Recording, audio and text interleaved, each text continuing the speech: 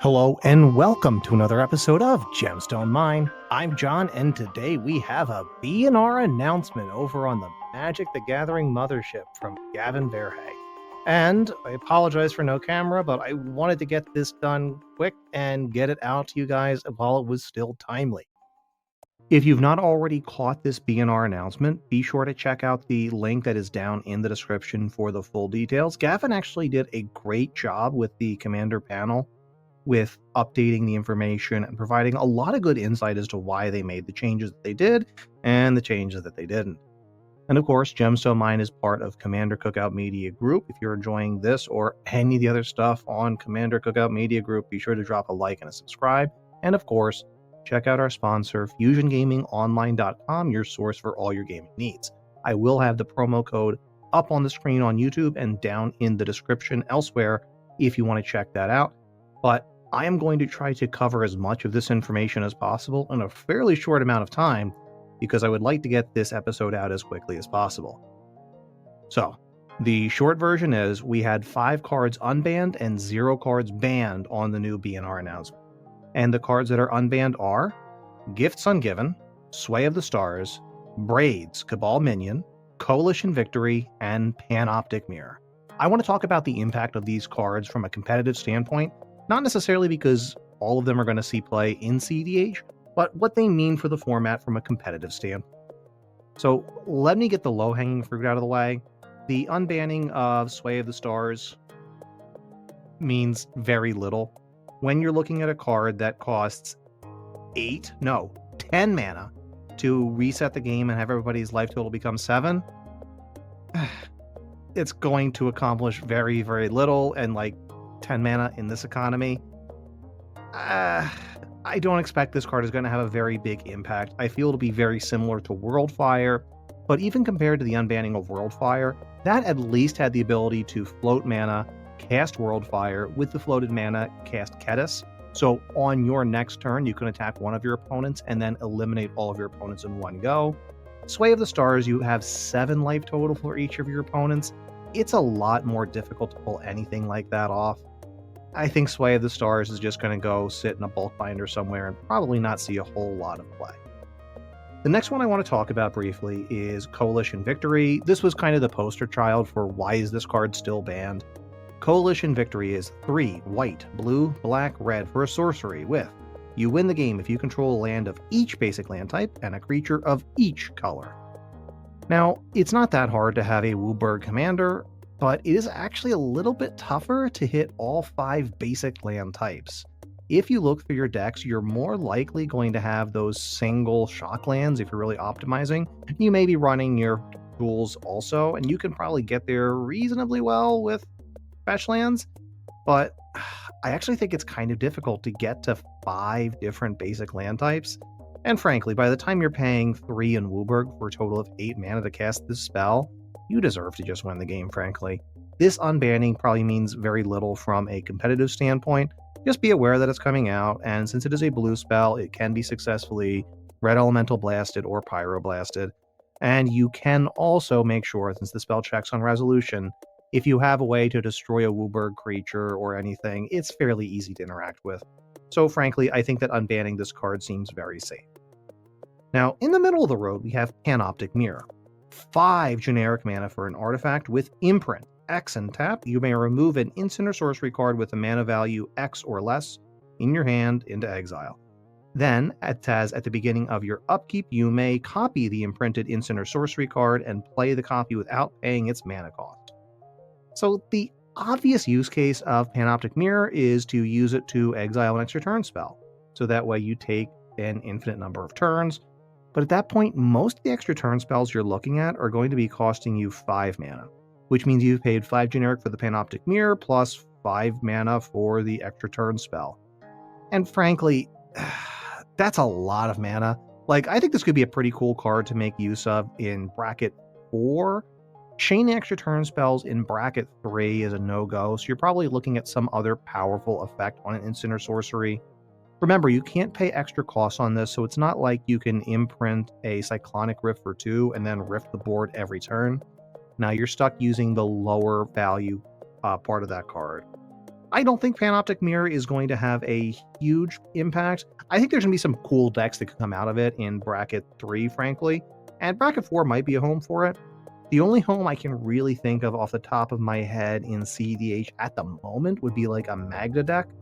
And Magda having the ability to tap and use 5 treasures to go 2 to this out at instant speed is kind of cool because you can imprint at instant speed.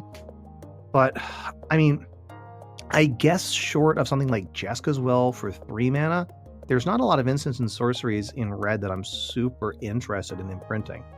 And frankly, if I'm Magda and I am going to try to cheat something out at instant speed, there's options that just win the game on the spot. So I don't think Panoptic Mirror is going to have a really big impact on cEDH. One that may have an impact would be Braids, Cabal Minion. 2 black for a legendary creature human minion at 2/2 with, at the beginning of each player's upkeep, that player sacrifices an artifact, creature, or land. So infamously, Braids used to be banned as a commander because you had the option to play fast mana and drop Braids on turn 1, then pass the turn to your opponents, who have to, possibly as early as turn 1, start sacrificing an artifact, creature, or land. And you can very easily lock your opponents out and then just beat them to death with a 2/2 as long as you can drop a permanent every turn. And frankly, Black does have a lot of tools to be able to generate tokens and other sack fodder to actually make use of Braids and lock the table down.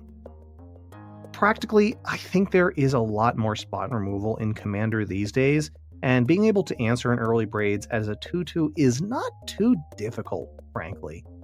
I don't expect that Braids is going to have a massive impact. I do think it probably should be a game changer, but I think in terms of cEDH, I mean, I would like to try to make it work. I love Braids, but I'm not sure how viable it'll be since it doesn't provide any significant card advantage or any particular combo potential. Traditionally in cEDH, having a control piece in the command zone was a lot less useful than having something that was truly proactive, that was drawing you cards, generating you mana, or forming part of a combo that actually won the game. Now, the card that I do think is going to have a significant impact is Gifts Ungiven, our 5th and final unban. 3 and a blue for an instant with search your library for up to 4 cards with different names and reveal them. Target opponent chooses 2 of those cards. Put the chosen cards into your graveyard and the rest into your hand, then shuffle. The reason why this card is potentially useful, and frankly, people have drawn a lot of comparisons to Intuition. 2 and a blue for a similar effect where you take 3 cards with different names, show them to your opponents, they choose 1 to go into your hand, the other 2 go into the bin. Gifts Ungiven has that loophole built into it, where you choose up to 4 cards. So you can present a pile of 2 cards and ask your opponent to choose a pile of 2 cards to automatically go into your graveyard. They don't choose up to 2 cards, they have to choose 2. So it essentially can act as a blue Entomb or Buried Alive, putting specific cards you need to combo off. Which, as I've talked about on this channel before, we've talked a lot about Jeskai Breach decks, for example, and this works alongside Intuition to form a pretty powerful and compelling second piece to go get it. But it also just lets you entomb things, which is fantastic. Gifts Ungiven had been on the ban list for a while, and I know there have been people who have argued that it should come off, but I'll admit I'm a little surprised to see it come off, and this one definitely has cEDH implications. The additional redundancy for getting things into the graveyard alongside Intuition is really nice, even for 1 additional mana. I think that this can have a pretty significant impact, and unsurprisingly, with the unbanning, we've seen this card come back as a fairly pricey card with the recent unbanning stuff. So it's pretty cool. I'm looking forward to seeing what happens with it. I'm not so sure that every blue deck is going to want it. I think a lot of low color blue decks, especially those that are touching red to be able to use breach lines, are going to be able to take advantage of it. And frankly, it seems pretty powerful, and I'm excited to try this in cEDH. What are the cards that are unbanned that you're most excited to take a look at? Let us know about it in the comments.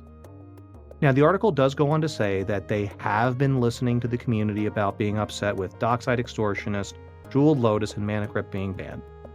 I get it. I personally am actually a lot happier and enjoying cEDH more with those cards gone than I was with them around, in spite of what that particular video with Dockside may have made you think.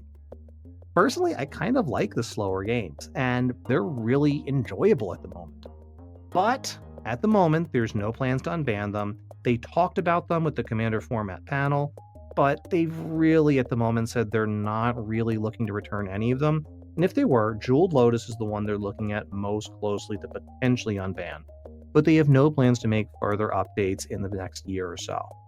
They did talk about potential for future bans, but they have no plans to change the ban list for the rest of the year, so everything else seems to be off, with the exception being that if they print something like Nadu and make an oopsie, they're just going to ban it. They're not going to wait around until this time next year to do so. Overall, this is kind of cool. I was kind of expecting Biorhythm to come off the list, but they actually talked about it in the accompanying article for why they chose not to unban it. And hey, Brando, look, I'm sorry, man. They decided they weren't going to unban Recurring Nightmare.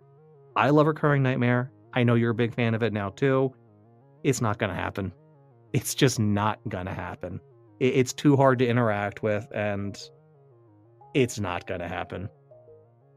That's about all for this week. I'm trying to get this episode done in a reasonable amount of time so I can get it uploaded in time to still be covering this when it is still relatively fresh and not some old news.